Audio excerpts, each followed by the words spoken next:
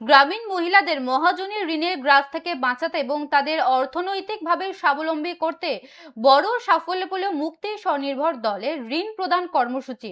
গত অর্থবর্ষে জেলার 12টি ব্লকের 35টি গ্রাম পঞ্চায়েতের ৩,২২৭ জন মহিলার হাতে ৭.৫ কোটিরও বেশি টাকা ঋণ তুলে দেওয়া হয়েছে।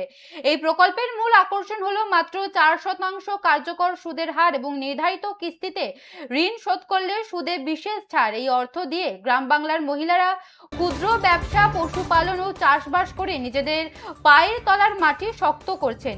রায়দিঘি এলাকায় জবা কপাটির নেতৃত্বে প্রায় 600 জন মহিলা এই আন্দোলনের সঙ্গে যুক্ত, যেখানে চলতি 2025 থেকে 26 অর্থবর্ষে 79 জনকে প্রায় 16 লক্ষ টাকা ঋণ দেওয়া হয়েছে। আগামী 2 বছরে আরও বেশি গ্রামীণ মহিলাকে স্বনির্ভরতার আওতায় আনার লক্ষ্য নিয়েছে সংগঠনটি।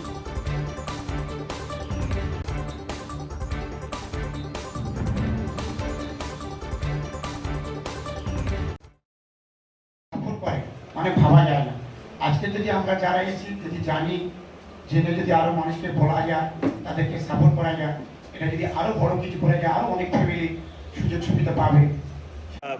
অনেক বয়স, এই বয়সে স্বনির্ভর গোষ্ঠীর মিটিংয়ে সকাল থেকেই আছে, যখন মিটিং চললো, আপনি কি বলবেন মিটিং থেকে কেমন লাগছে আপনার? মিটিংয়ে খুব ভালো লাগছে। আমি অনেক রকম বই করে দেখি, সব ফাঁকি দিয়েছে, কিন্তু এই মুক্তি সংস্থাটা খুব ভালো। মুক্তি মানে থাকবে, আর আশা করি যতদিন বাঁচবো আমি চালিয়ে যাব। মুক্তি মানে সবার উপকারের জন্য। এই যে এখান থেকে কম পয়সা। আজকের মুক্তির নতুন কমিটি হলো, এই মুক্তি আপনাদের কি সুযোগ সুবিধা দেয়, কি সুবিধা হয় আপনাদের? মুক্তি সুযোগ সুবিধা বলতে অনেক কিছু, যেরকম আমাদের কোনো একটা দরকার পড়লো, প্রয়োজন মতন টাকা পয়সার যখন দরকার পড়লো, সেই সময় আমরা কোথায় পাবো, হঠাৎ তো কেউ আমাকে দেবে না, কিন্তু এই মুক্তি এসে তখন আমরা বলবো যে আমাদের এই পয়সা দরকার, তখন আমরা পেয়ে যাই। ওই জন্য এটা আরও 5 জনকে বুঝিয়ে এই কমিটি আনাচ্ছে। লোন নেওয়ার পরে সুবিধা হচ্ছে যে আগে মহাজনী শাসকের সময় চক্রবৃদ্ধি হারে আমাদের চড়া সুদে লোন নেওয়া হতো, কিন্তু সেই চক্রবৃদ্ধি হারে চড়া সুদে লোন নেওয়ার পর তারা মানে সুদের উপর তারা সুদও চাপছে, সেই হিসাবে তারা ঘটি বাটি জমি জমা বিক্রি করে কিন্তু মহাজনের টাকা তারা মিটিয়ে দিত। কিন্তু আমাদের এখান থেকে টাকা নেওয়ার পর তারা কিন্তু অনেক উপকৃত হচ্ছে এবং কম হারে সুদে তারা। তার থেকে তো আমার বয়স অনেক বেশি।